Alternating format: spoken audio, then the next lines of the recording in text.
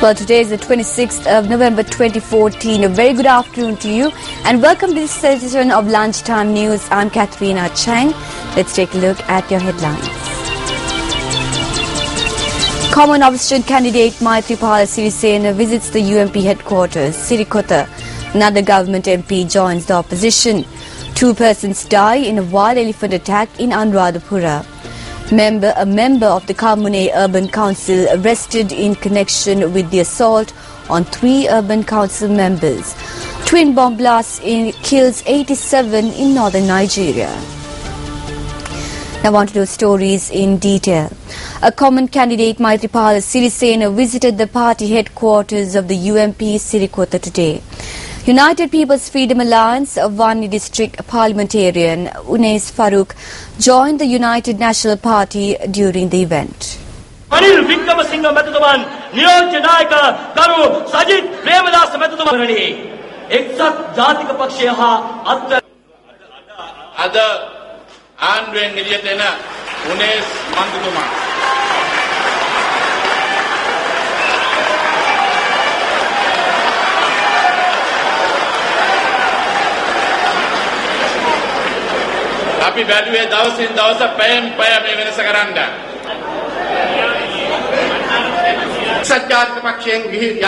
They say that the UMP has taken 500 million rupees. My friends, I'm telling you that you cannot buy my conscience for money.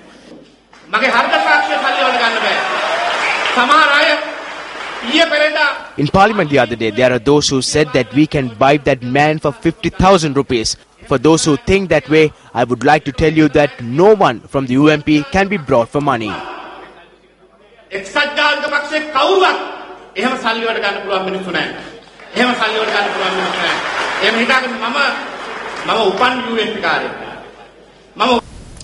A demonstration was held opposite the Fort railway station under the theme Change with Reform.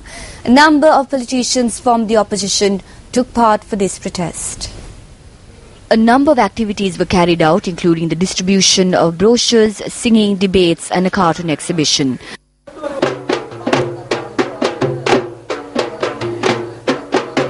A petition was signed against the executive presidency. Furthermore, a written document compiled by several civil organizations with regard to recommendations for democracy was presented to political leaders.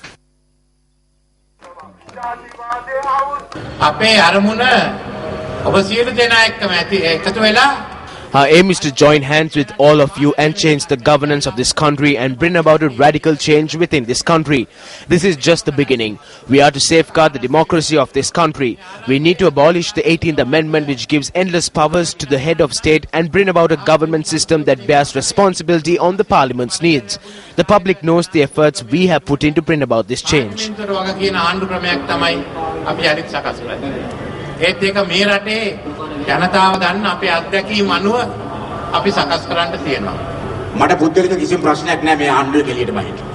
have no personal problem to step aside from this government. Mahinda Rajapaksa has been my compatriot since 1967.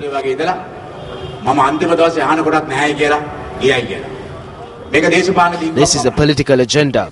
There was a problem between my policies and our friendship. Therefore, we carried out this plan secretly. Thereafter, we held discussions with our party's General Secretary Maithripala Sirisena, who is a humble and honest person. The President's CID or the President's NIB or any of his secret services did not know that we were leaving. Not even the President's brother Gotabaya Rajapaksa, who is the Secretary of Defence, knew the crossover. 7 of us left the government. We won't stop from here.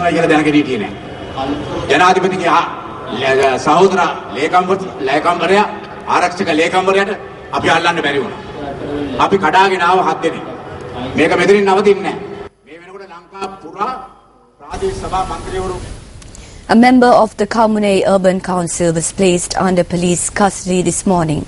Police spokesperson SSP Ajit Rohana said that the arrest was made in connection to the assault carried out against 2 members representing the Sri Lanka Muslim Congress.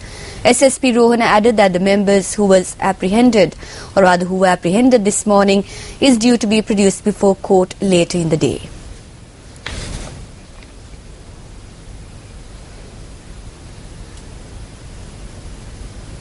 Now, numerous areas have been affected by the inclement weather condition. Residents from Batiklo have been severely inconvenienced owing to the inclement weather. Heavy rainfall was reported from the Jaffna and Mulativ areas. Our Newsfirst correspondent noted that rough wind were experienced near coastal areas as well. Meanwhile, our reporter states that heavy rains are also experienced in the Ampara area. According to the Met Department, the sea areas around the island may be rough at times as the wind can be strengthening up to 70 kilometers at times. Will occur in most parts of the island. Now, most Sri Lankan women who travel overseas in search of employment become victims of physical assault.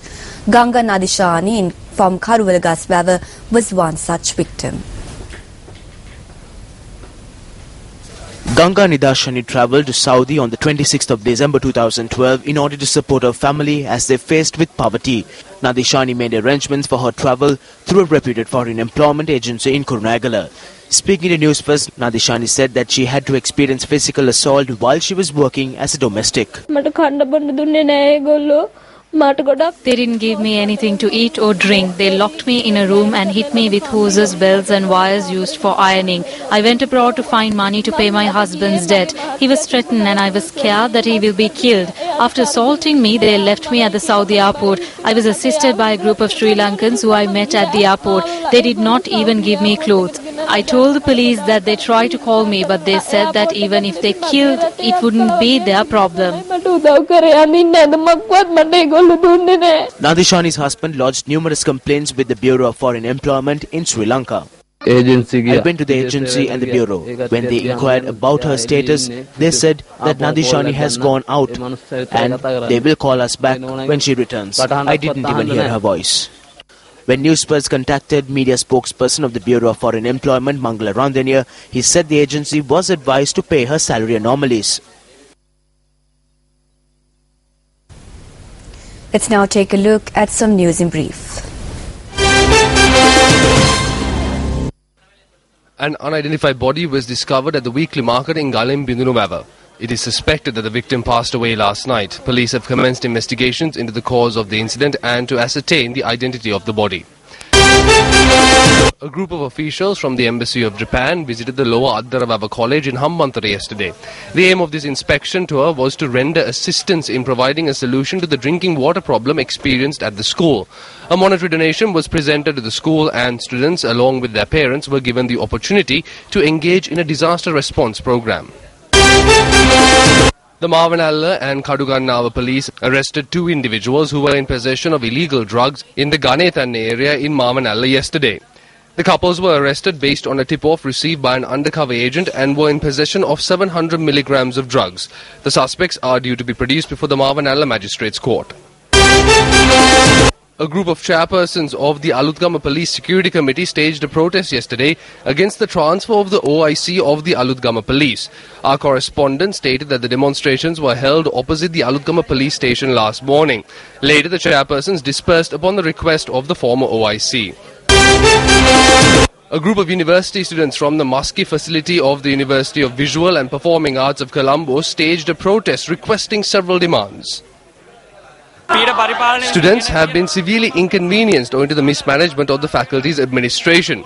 The students have lost their freedom in order to gain experience and have also been deprived of their rights. By constricting them within these four walls of the lecture hall, they will stop nurturing artists. We condemn the manner in how the government has appointed such a university administration.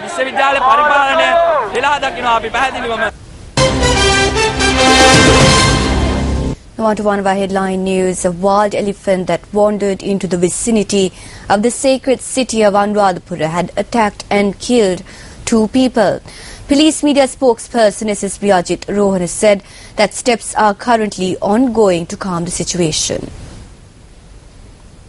According to our correspondent, the wild elephant had attacked two persons along the Allakatwa road.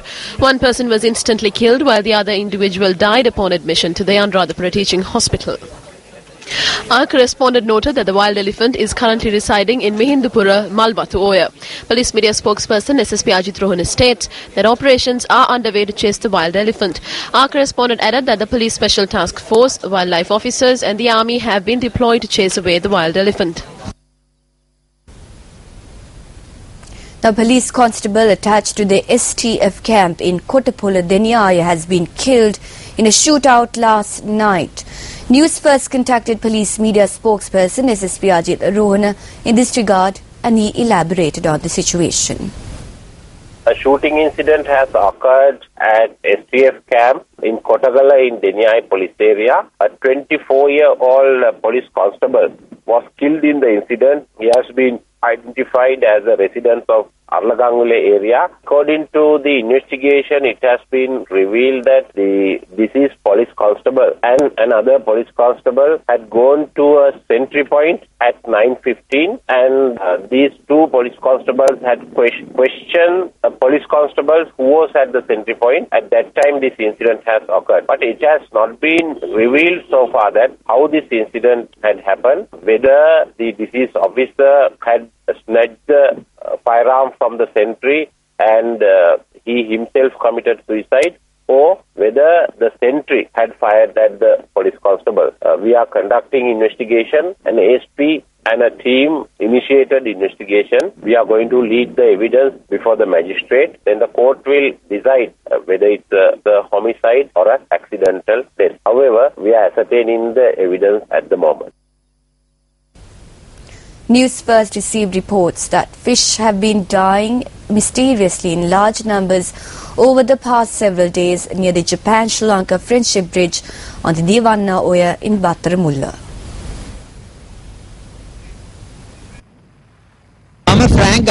My name is Frank Gamage. I come to the Friendship Bridge near Parliament every day from Nugegoda for my daily exercise. Over the past several days, I saw large numbers of dead fish. It is worse today. There are about 60 to 70 dead fish in a small area. This is very unfortunate. I have never seen this before. Somebody must be disposing of poisonous waste for this to happen. It would be good if environmentalists turn their attention towards this. Newsfirst made inquiries from the National Aquatic Resources Research Agency regarding the matter. Officials at NARA informed us that they have commenced investigations into the incident.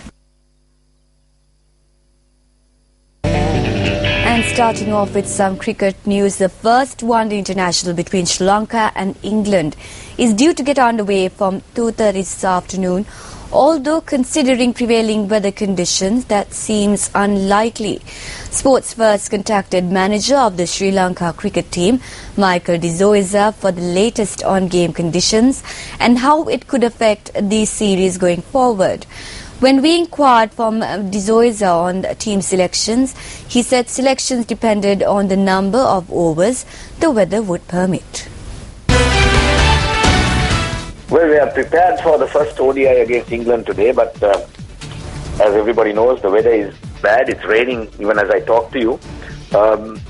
We will be going to the grounds around 12:30, but we'll have to wait and see at what time the rain stops. On the first day, they will wait until 40 overs can be played. In other words, 20 overs a side is the minimum that has to be played to get a result. So they will wait for that time, but after that time the match will be called off for tomorrow. Tomorrow is a reserve day, and then if no play today, tomorrow will start as a 50-over match. Toss, it is only at that time that the team will be picked and announced, because we will have to wait and see how many overs have to be played. That will have a major decision and bearing on the team selection. Australia batsman Phil Hughes remains in a critical condition after being struck on the head by a short ball and will have scans today.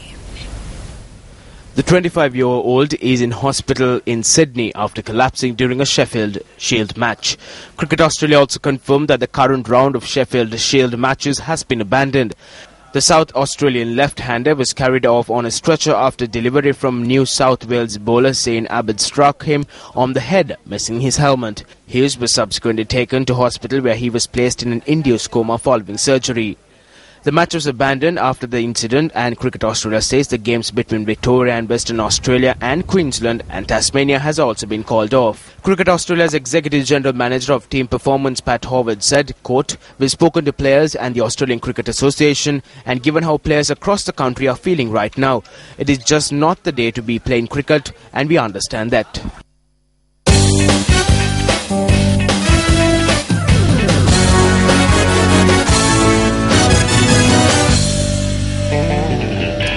And on that note, we conclude this edition of Lunchtime News. But to know more of the very latest, you could always log on to our website, www.newsfirst.lk. For the Newsfirst team, I'm Katharina Chang. Have a lovely day ahead. Hotline 0114 896 896. www.newsfirst.lk. Feedback at newsfirst.lk.